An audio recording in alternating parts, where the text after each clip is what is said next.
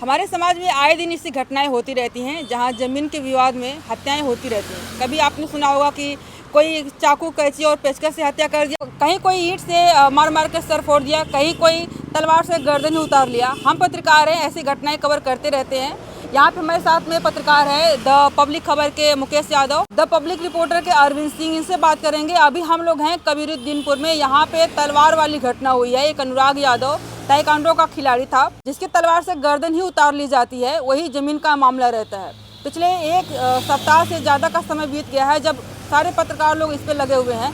ये लोग भी हमको यहीं पे मिल गए हैं। इस घटना को कैसे देखते हैं और बाकी जितनी घटनाएं होती हैं वो कैसे देखते हैं, सबसे पहले आप लोगों का स्वागत करते हैं अपने चैनल में। शुक्रिया अर्चना, आपने बातचीत करने का इस टॉपिक पे हमें मौका दिया। इस घटना की सबसे पहले तो जितनी निंदा की जाए वो कम है, कड़ी निंदा होनी चाहिए। हम सिर्फ इस बात से परेशान हैं इस खबर के बाद कि हमारे समाज में ये हो क्या रहा है, सबसे पहला सवाल। दूसरा बात ये है कि इकलौता लड़का था जिस माँ ने इसी घटना को हम पर्टिकुलर अभी नहीं रखेंगे, इसकी मैं थोड़ा सा बाद में बात करेंगे। दो बातों का, जितने घटनाएं हो रही है उस पर कैसे देखते हैं प्रशासन, सरकार, बिल्कुल मैं उस पर आ रहा था। अभी जो भी इस तरह की घटनाएं होती हैं इसमें सबसे ज़्यादा अगर परसेंटेज देखा जाए तो राजस्व की कमी आती है। राजस्व विभाग जो है लापरवाह यूँ बना हुआ है कि हम कह रहे हैं कि ज़मीनी विवाद को लेकर के जब मामले इस तरीके से आते हैं तो उस पर कोई कड़ा एक्शन क्यों नहीं होता है। लेखपाल कानून को दौड़ाते हैं, जिस पक्ष से पैसे पाते हैं उधर उनका रुझान हो जाता है, झुक जाते हैं। एक कच्ची रिपोर्ट, एक फाइनल रिपोर्ट के नाम पर लोगों के बीच लड़ाते हैं। और यहाँ पर भी जो अनुराग के साथ जो घटना हुई है, जिस तरह से उसकी निर्मम हत्या हुई है, वो ज़मीनी विवाद ही था। अगर मुझे लगता है कि इस तरह के मामलों को प्रशासन पहले ही सचेत जाती, जिस तरीके से आज उसके घर पे प्रशासन लगी है, तमाम तरह की टिप्पणियाँ हो रही है, पत्रकार साथी भी आकर कवर कर रहे हैं, डीएम आए, एसपी आए, तमाम लोग आए। घटना होने के बाद अगर ये चीज़ें पहले हो गई होती तो मुझे लगता है कि ये सब घटनाएँ नहीं होती। और ऐसी घटना होने के बाद प्रशासन को चाहिए कि एक इस तरह की कार्रवाई हो, इस तरह की कड़ी से कड़ी कार्रवाई हो ताकि वो एक नसीहत बने समाज को और दूसरा इस तरीके से कोई न कर सके। अनुराग यादव, उसमें उस बच्चे का क्या गलती थी, क्या दोष था उस बच्चे का? विवाद था उसके पिता से, उसके घर वालों से, और उसकी मतलब गर्दन को अलग कर दिया गया। जिस माँ ने उसे अपनी गोद में पाला था, बड़ा किया था, वो उसी गोद में उस बच्चे को लेकर के रो रही थी, तड़प रही थी। एक ही लड़का था। ऐसी कंडीशन में कहीं न कहीं राजस्व विभाग की, प्रशासन की बहुत बड़ी कमी है। और ये कोई पहली घटना नहीं है। इस तरह की तमाम ऐसी घटनाएं हुई हैं जो ज़मीनी विवाद को लेकर के गोलियां चली हैं। और क्या ही कहा जाए, प्रशासन को भी इसमें एक्शन लेने की ज़रूरत है। और जो लोग हैं जो इस तरीके की, मतलब अर्चना आप बात समझो कि मनुष्य इतना निर्दयी कैसे हो सकता है, वो भी खास करके वही सबसे पहले बात तो है कि प्रशासन तक बात ही ना जाए, हम अपने में ही सॉल्व कर लें, हम आपस में समझ लें। अनुराग के पिता को थोड़ा सा चाहिए था कि जैसे को वो तो कह रहे हैं कि हम इस मामले में पीछे हट गए थे, हम बार बार कह रहे थे कि जो तुम्हारा जहाँ पे है ले लो। अभी फ़िलहाल उनका एक हमने बयान सुना है, हमने भी खबर कवर किया तो उन्होंने कहा था कि मैं उस मामले से हट गया था। जो भी मेरे साथी संबंधित थे उनसे मैंने कहा था कि जो भी तुम्हारा है यार 2 हाथ अधिक ले लो, 2 फुट अधिक ले लो, लेकिन इस मामले को मतलब ख़त्म कर दो। हमारा यहाँ एक ही लड़का है और उसके पास ज़मीन जायदाद बहुत है, लड़का ही नहीं, अब ज़मीन का क्या होगा। तो थोड़ा सा इनको भी चाहिए था कि हम शांत हो जाएं। हालांकि कह रहे हैं कि मैं शांत था।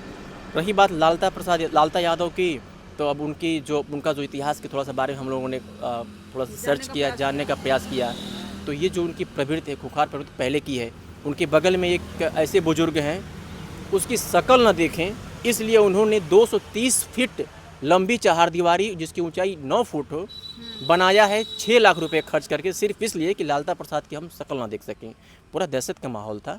और लालता प्रसाद सिर्फ कोई इनके अनुराग यादव के घर से उसकी दुश्मनी नहीं थी, उसे कोई पसंद नहीं करता था। झारखंड में जहाँ पे रहता था, हमारे एक मित्र का परिवार भी वहाँ पर रहता था, वो हमसे बता रहे थे कि लालता प्रसाद जहाँ ड्यूटी करता था, उसके साथ ही हमारे मित्र के एक पिताजी हैं, मित्र के पिता, वो भी ड्यूटी करते थे। लेकिन दहशत वहाँ पे उस तरीके की ऐसी थी कि वो ड्यूटी नहीं जाता था, फिर भी सैलरी उसकी बनती थी। वहाँ पर भी जैसे चापड़, तलवार सब खरीदना उसकी मतलब फितरत में शामिल था। जैसे यहाँ पे हम लोग आमतौर पे हंसिया खरीदते हैं, कुल्हाड़ी खरीदते हैं, इस तरीके से वहाँ पर वो झारखंड में चूँकि नक्सली एरिया है तो वहाँ पे सड़कों पे बेचे जाते हैं। आप ये बात गवाही दे रही है कि यहाँ पर जो उसके घर से जो चीज़ें बरामद हुई हैं वो सब चीज़ें कहाँ से आई थी? इस पे तो पहले इतिहास इसको खंगालना चाहिए था कि आखिर कैसे। आप पहले दिन से यहाँ पे लगे हुए हैं, इसको भी आपने कवर करी और आप ऐसी घटनाएं और भी कवर की होगी। क्या कहना चाहेंगे जो इस तरह से एक तलवार से ज़मीन के विवाद में ज़मीन भी वहीं टुकड़ा पड़ा हुआ है, उसको कोई लेने देने वाला नहीं है, ऐसे ही ज़मीनें रहती है और उसकी वजह से मार हो जाती है, पीट जाती है और जाने चली जाती है। यहाँ पे तलवार से एक निर्मम हत्या की गई, जो भी सुना रोंगटे खड़े कर देने वाला। आप पहले दिन से इसको रिपोर्टिंग की है, क्या कहेंगे इस मामले को? अर्चना जी देखिए, इस मामले का जो दूसरा दिन था, दीपावली के एक दिन पहले की ये घटना, और दीपावली के दिन ही हम यहाँ पर आते हैं और परिवार के जब हालात हम देखते हैं तो वाकई में हमारे भी आंखों में आंसू आ गया था। मैं उनके पिता की सिर्फ बातें सुन रहा था, वो अंदर रूम में बैठे थे और बता रहे थे अपने बेटे के बारे में, तो मेरे आंखों में आंसू आ गया था। और लोगों ने हमें फिर बाद में कहा कि आप भैया थोड़ा सा कवर कर लीजिए। मैंने उनके पिताजी से बात नहीं किया, उसके पहले मैंने बाइट कर लिया था, लेकिन पर्सनली मैंने उनसे, मेरी हिम्मत नहीं करी थी कि मैं उनसे बात करूं, क्योंकि इसके पहले हम वीडियो देख चुके थे कि वो जो कटा हुआ सर था उनकी माँ के गोद में था और जो धड़ अलग था उनकी बहनें उस पर चीख चीख कर चिल्ला रही थी, क्योंकि अकेला चिराग था। 5 बहनों में वो अकेला चिराग था। बहनें उसी टाइम से कह रही थी कि मेरा अकेला भाई था, मैं उसको खेत में काम नहीं करने देती थी। उसके हाथ में कहते हैं ना कि गांव ये चीज़ें पड़ जाती है, इकट्ठा पड़ जाता है उसके लिए कि हमारा भाई एक ही भाई, हम इसको बड़े प्यार से पालेंगे, मेरा भाई ऐसे ही रहेगा, जो इसकी इच्छा होगी। फूल कहते हैं कि लोग नाजुक सा है, फूल की तरह पाल रहे हैं। बिल्कुल वैसे ही 15-16 साल उम्र हो गई थी ना, लेकिन अनुराग की माँ अपने गोद में बिठाकर अपने हाथ से खाना खिलाती थी। ये चीज़ें हमने सुनी और वाकई में आत्मा उस समय रो रही थी। आँख की तो बातें छोड़िए, आँख से तो आंसू आ जाते हैं जब ऐसी चीज़, ऐसा मोमेंट होता है, लेकिन आत्मा रो रही थी उस टाइम पे ये चीज़ें सुनने के बाद। पुलिस प्रशासन पे हमेशा सवाल उठते रहा है, दोनों लोग से सवाल है मेरा। यहाँ की बात करें तो यहाँ पर जब लोग 5-6 महीने पहले ही घटना हुई थी तो लोग गए थे, जाति है, यादव है, हर किसी की जाति होती है, या भारत में जातिगत ही सारी चीज़ें बातें होती है। कोई है जो जातिगत जनगणना की बात करता है, कोई जातिगत आरक्षण की बात करता है। यहाँ पर भी जात देकर ही बात की गई कि आप यादव हैं और ये ज़मीन खून मांग रही है, यादव हैं, बिना खून खराबा किए नहीं मानेंगे। इस बात को आप दोनों लोग कैसे कहेंगे? जी, वो ये पुलिस द्वारा कहा गया। बिल्कुल, ये सवाल हम जब उनकी बहन से बात कर रहे थे, मैं कैमरे के पीछे खड़ा था, उनकी बहन से बात कर रहा था, तो उनकी बहन ने यही बात बताई कि सर हम लोग जाते थे जब थाने पर तो यशो साहब कहते थे कि तुम लोग अहीर हो और अहीर बिना खून के नहीं मानता और वो ज़मीन खून मांग रही है। मैं भी सुना तो मुझे भी शौक लगा कि सोचिए, जब इस तरीके के लोग जिनके ऊपर हम भरोसा करते हैं, जब मुझे न्याय की गुहार लगानी होती तो हम सबसे पहले थाने पर भाग कर जाते कि साहब हमें समस्या है, हमें कोई मार डालेगा, साहब हमारी सुन लीजिए। और साहब ही जब ऐसा कुछ कहेंगे तो इससे बड़ा दुर्भाग्य की बात कुछ हो नहीं सकता कि रक्षक ही बच्चक बन जाए। इसे कह सकते हैं कि जो रक्षक है हमारा वही इस तरीके की बात करेगा। खून चाहते थे ना, खून आज हो गया। आज तो पुलिस प्रशासन की टीम वहाँ बैठती है, इर्द गिर्द घूम रही है वहाँ पर। इसके पहले शायद अगर ये सचेत हुए होते तो शायद इस तरीके की घटना नहीं होती। और इसके बाद, इतना सब होने के बाद, जो यहाँ के स्थानीय थानाध्यक्ष हैं कुर्सी पर आज भी विराजमान है, उनके ऊपर सस्पेंशन नहीं आया, उनको कोई निलंबित नहीं किया। उनके ऊपर एक सवाल है कि आखिर क्या वजह है कि वो अभी तक उनके ऊपर कोई कार्रवाई नहीं की गई, उन्हें हटाया नहीं गया, उनका तबादला नहीं हुआ, उनके ऊपर मतलब कोई भी नथिंग, कोई कार्रवाई नहीं हुई। और एसपी जिस दिन आए थे तो सुना था हमने कि दौड़ करके पिस्टल निकाल रहे थे उनका इनकाउंटर करने के लिए। लेकिन सवाल तो ये भी है ना कि आखिर एसपी साहब के मन में इतनी, इस थानाध्यक्ष के प्रति इतनी दया दृष्टि क्यों है कि किसी भी पुलिस पर कोई कार्रवाई नहीं हुई। इतनी बड़े मामले के बाद हमने बहुत से कवर किया है कि कोई मामला होता है तो उस थाने के थानाध्यक्ष को लाइन हाजिर कर दिया जाता है, उसके ऊपर सस्पेंडिंग की कार्रवाई होती है। और यहाँ पे कुछ लोग छोटे मोटे लोग सस्पेंड किए गए, लेकिन बड़े लोगों में कोई सस्पेंड नहीं किया भी नहीं। क्या दर्शाता है कि सिर्फ वो एक दिखावा था पिस्टल निकालना, कोई कार्रवाई नहीं हुई, इनकाउंटर की कार्रवाई नहीं हुई। बुलडोजर की तो सुप्रीम कोर्ट ने थोड़ा सा उस पर अपनी प्रतिक्रिया दी, हो सकता है कि उस पर ना हो, बट कोई सिर्फ गिरफ्तारी, कल को उसको अपना तो कानून कहता है कि 302 के मुलजिम भी बाहर आकर के जमानत पे घूम रहे हैं। और इसी कानून की और इसी संविधान की बात जो हमारे नेता हैं वो करते रहते हैं कि संविधान बचाना है और कानून बचाना है, कानून लेकिन इसको आप देखिए कि यहाँ पे एक निर्मम हत्या होती है, उसके बावजूद भी वही सजा है जो एक नॉर्मल हत्या की जाती है, वही सजा है जो एक तलवार से गर्दन उतार दी जाती है। जमानत पे आएगा वो, और एक समाज में एक मैसेज जाएगा कि काट दिया, क्या किया, बाहर घूम रहा हूँ। ऐसी कंडीशन में फास्ट ट्रैक कोर्ट में इस मामले को चलाना चाहिए और जितनी जल्दी हो सके इस पूरे मामले में, मैं खुद एज ए पत्रकार मैं कहता हूँ कि ऐसे दरिंदों को समाज में जीने का कोई हक नहीं है। कानून को इतनी कड़ी सज़ा देनी चाहिए, उनका इनकाउंटर होना चाहिए उनके ऊपर। मतलब मैं तो कह रहा हूँ कि फांसी की सज़ा भी उनके लिए कम है, ताकि फिर से दोबारा कोई इस तरीके के अनुराग यादव की कोई गला ना काट सके। अर्चना जी, हम एक बात और कहेंगे, प्रदेश में मुख्यमंत्री योगी आदित्यनाथ जी हैं, इसके पहले भी तमाम ऐसे घटनाएं हुई हैं, ऑन द स्पॉट फैसला होता है, लेकिन आखिर इस मामले में क्यों ऑन द स्पॉट फैसला नहीं हुआ? क्या क्यों- वजह क्यों यादव समय क्या लिया गया? क्या वजह यादव होने का है या है? उत्तर प्रदेश के नहीं, मुख्यमंत्री यादव होने का मुझे कोई मतलब नहीं दिख रहा है। अगर हो सकता है ऐसी बाकी लोगों से, जब हमने कुछ लोगों से बातें करी तो वो लोग कह रहे हैं कि यहीं यादव नहीं होता, अगर कोई ठाकुर या यादव में होता तो भी फैसला हो गया होता, कोई हिंदू मुस्लिम होता तो भी फैसला हो गया होता। बिल्कुल यहाँ पे क्या दिक्कत आ रही बिल्कुल हो सकता है ये चीजें, क्योंकि लोग ये भी है? चर्चा वहीं के लोग बोल रहे हैं इस तरह की बात। ये चीजें लोग चर्चा कर रहे हैं कि हो सकता है योगी आदित्यनाथ जी को या भाजपा को लग रहा हो कि यादव हमारे वोटर नहीं है, वो लड़ रहे हैं, मर रहे हैं, उन्हें लड़ने मरने दो, उनकी इच्छा। उनका तो नेता अखिलेश यादव, वो जाएगा, उनसे मिलेगा, उन्हें न्याय दिलवाएगा। अखिलेश यादव भी नहीं आए। बिल्कुल, ये भी दुर्भाग्य की बात है। इससे बड़ी दुर्भाग्य की बात क्या हो सकती है, क्योंकि अभी हाल ही में इस तरीके की चीजें हुई है। मंगेश यादव बिल्कुल, मंगेश यादव प्रमाण है, जिसके यहाँ लोग पहुंचे, डेलीगेशन पहुंचा, आर्थिक मदद हुई, लेकिन अनुराग यादव के लिए तो कोई इतनी लड़ाई नहीं लड़ रहा उस है। परिवार को खुद भी बुलाए अपने यहाँ और सम्मान भी दिए। यहाँ पे न उनका कोई बयान आया, एक बयान आया था शुरू में, उसके बाद कोई बयान नहीं आया कि किस तरह की कार्रवाई होनी चाहिए, क्यों डिले हो रहा है, क्या सपोर्ट करना चाहिए, क्या सहयोग करना चाहिए। आज 10 दिन का दिन बीत गया। बिल्कुल, यही तो सोचने वाली बात है कि अगर अपराधियों को सजा दिलाने की बात अखिलेश यादव करते तो उनका क्या नुकसान हो जाएगा। लेकिन अगर वो बात नहीं करेंगे, अनुराग यादव के परिवार के बारे में न्याय की बात नहीं करेंगे, तो नुकसान उसके पहले हुआ हो या ना हुआ हो, लेकिन अब अखिलेश यादव का नुकसान निश्चित है होगा। देखिए, सत्ता पक्ष जब बहरा हो जाए और विपक्ष गूंगा हो जाए तो प्रदेश के जो हालात होंगे ऐसे ही होंगे। एक दिन ऐसा आएगा इस तरह कंडीशन में कि लोग कानून हाथ में लेना शुरू कर देंगे। ये तो आपने सही कहा, क्योंकि अभी 3-4 दिनों के अंदर में 3-4 घटनाएं ऐसी हमने अपने कानों से सुन ली है, और कितनी हो रही हैं वो तो पता ही नहीं है। कहीं न कहीं यही कारण होगा ना। सचिन यादव आजमगढ़ का आपने कवर किया था, वहाँ पे हिंदू मुस्लिम का मामला था। वहाँ पे खबर जैसे वायरल हुई तो विपक्ष जो भाजपा के लोग हैं वो भी वहाँ पहुँचने लगे। कोई हिंदू वाहिनी का अध्यक्ष है तो कोई भाजपा जिला अध्यक्ष है, पहुँच करके उस मामले को देखने लगे, क्योंकि वहाँ पर जो महिलाएं थी अखिलेश का विरोध करना शुरू कर दी। राजनीति वहाँ पे शुरू हो गई कि अभी यादव भाजपा के साथ आ जाएंगे, क्योंकि यहाँ पे अखिलेश का विरोध हो रहा है। यहाँ पे अखिलेश का ना बोलना ये दर्शाता है कि बिल्कुल इस मामले में कुछ बोलना नहीं चाहते हैं, क्योंकि यह मामला सजातीय है और इसका नुकसान अखिलेश को होगा। क्योंकि यहाँ पर एक अपराधी के पीछे पूरा गांव लगा है कि उसका बहिष्कार होना चाहिए, उसके ऊपर बुलडोजर चलना चाहिए, और अखिलेश का ना बोलना ये दर्शाता है कि कहीं ना कहीं कोई बहुत बड़ा मामला है कि अभी तक चुप्पी साधे हुए। चुनाव उनके नेता कह रहे हैं कि चुनाव कवर कर रहे हैं, वो एक ट्वीट नहीं कर सकते, अपने डेलीगेशन के यहाँ भेज नहीं सकते हैं। एक पीड़ित परिवार आज भी मतलब आशा भरी निगाहों से देख रहा है कि अखिलेश आएंगे। उनकी लड़की अनुराग की बहन, उन्होंने कहा था सीधे कि हमें योगी से हमें कोई लेना देना नहीं है, योगी से हम क्या उम्मीद रख सकते हैं जो अयोध्या में दिवाली मना रहा है। हमें उम्मीद अखिलेश से। इतना सब होने के बाद भी अखिलेश की बातें सुने नहीं दे रही हैं। मैं जानता हूँ कि अखिलेश के आने से, वो भी जानते हैं कि अखिलेश के आने से अनुराग वापस नहीं आएगा, लेकिन जो एक हृदय है ना, थोड़ा सा उसको शांति जरूर मिलती है कि हमारे साथ हमारा मुखिया है, क्योंकि यादव समाज है अखिलेश के नाम पर बदनाम हुआ है। वो अगर वोट किसी को दे दे कोई मानने को तैयार नहीं है। ये तो आपने सही कहा, लेकिन कार्रवाई के नाम पे सिर्फ 6 लोग गिरफ्तार हुए हैं और बुलडोजर की मांग लोग शुरू से कर रहे हैं। तो बुलडोजर का जैसा कि सुप्रीम कोर्ट में निलंबित है, तो वो तो होगा नहीं जब तक आदेश नहीं आता है।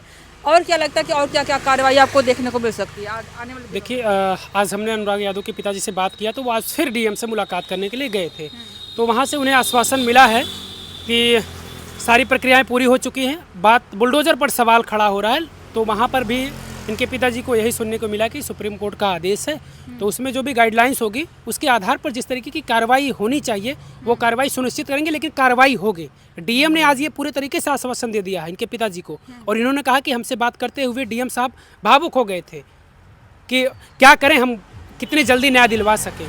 तो कोशिश पूरी है, मुझे लग रहा है कि न्याय जरूर इस परिवार के साथ होगा। अभी हमने अनुराग यादव की बात करी, और भी घटनाएं इस तरह की हुई हैं, जैसे कि अपने आजमगढ़ में जीयनपुर में हुआ, वहाँ पे मार के हत्या हो गई। वहीं पे सिधारी पे हुआ, वहाँ पे मार के हत्या हो गई। जहाँ पे पत्रकार जैसे हम जैसे लोग पत्रकार हैं, जहाँ जुड़ते हैं वहाँ पे थोड़ा सा मामला ट्रेंडिंग पकड़ता है, उसके बाद शांत हो जाता है।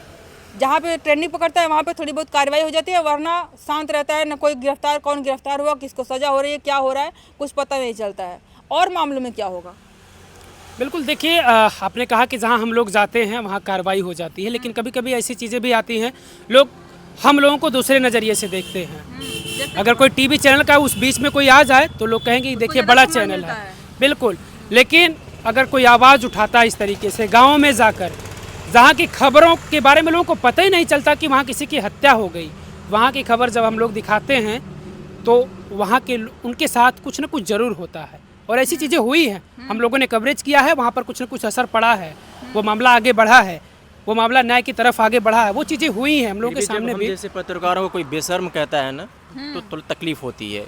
मैं अनुराग यादव की बहन को मैं साफ तौर पे कह रहा हूँ कि उन्होंने कहा था कि इन बेशर्मों को शर्म नहीं आ रही है। हम क्या कर सकते हैं, हम पत्रकार साथी क्या कर सकते हैं? आपकी आवाज़ को उठा सकते हैं, सत्ता पक्ष से सवाल कर सकते हैं। उनको लग रहा है कि हम योगी मोदी से बात करें, योगी मोदी से बात करने के लिए उनकी पर्सनल मीडिया वहाँ पे नोएडा में वो क्यों नहीं सवाल कर रही हैं? जो उनको लग रहा है कि हमें सांसद से कोई बात क्यों नहीं कर रहा है, विधायक से कोई बात कर रहा है। हमारी जहाँ तक पकड़ है हम लोग बात करते हैं। यहाँ पर कोई आ रहा है तो उससे भी हम लोग बात कर रहे हैं, सवाल कर रहे हैं। अब हम यहाँ से नोएडा नहीं जाएंगे, दिल्ली नहीं जाएंगे, लखनऊ नहीं जाएंगे जाकर के बात करने, इसके लिए भी वहाँ पर लोग बने हैं। तो अब ऐसे डिबेट करते हैं टीम को बुला करके, यादव बुला कर टीम का लाइव करते हैं, फोनो करते हैं, क्यों नहीं सवाल कर रहे हैं? इस पूरे अनुराग के मामले में कितने निष्क्रिय मीडिया ने सवाल किया कि अब तक कार्रवाई क्यों नहीं हुई, उस थानाध्यक्ष को सस्पेंड क्यों नहीं किया गया? कितनी मीडिया ने किया, कितने टीवी चैनलों ने डिबेट किया और ऑन द फोन बात किया कि आपका क्षेत्र आप क्या कर रहे हैं? कोई किया? आपने कोई खबर देखी?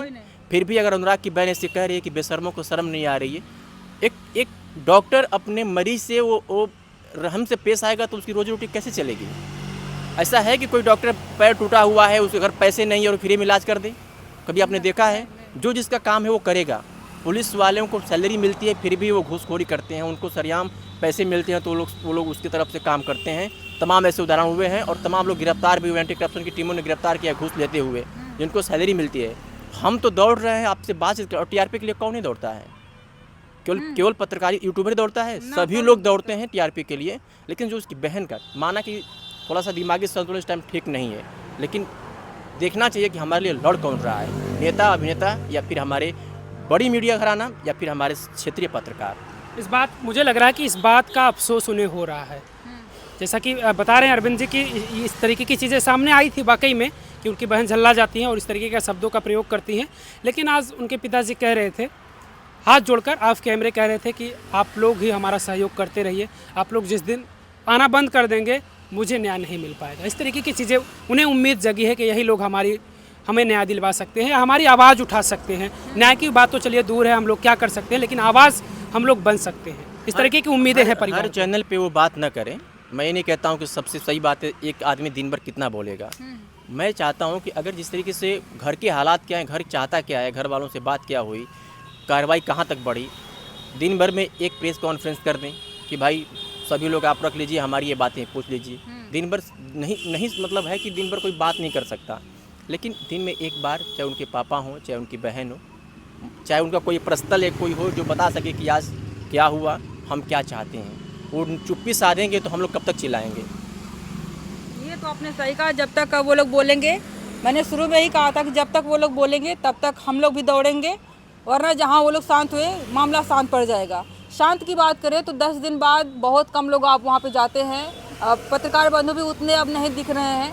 क्या लगता है कि ऐसे ही अगर रहा, मतलब न्याय नहीं मिला, बिना न्याय के ही मामला शांत हो जाएगा? इस पूरे मामले में यहाँ का जो स्थानीय जो प्रशासन है, मुख्य रूप से जिलाधिकारी में और डीएसपी की बात कर रहा हूँ, डीएमएसपी की बात कर रहा हूँ, अब वो भी इस पूरे मामले में गंभीरता से नहीं ले रहे हैं। धीरे धीरे उनको भी इंतजार है कि कब ये मामला शांत हो जाए, मीडिया भी इस मामले को कवर करना किस दिन बंद कर दे और मामला फिर वही कि गिरफ्तार हुआ है, 20 साल 10 साल सज़ा होगी, जमानत पे छोड़ेंगे नहीं छोड़ेंगे, वो एक कोर्ट का मामला है। नॉर्मल धाराओं में गिरफ्तार करके और बंद कर देना, ये इतने बड़े मामले में कोई सज़ा नहीं होती है हमारे हिसाब से।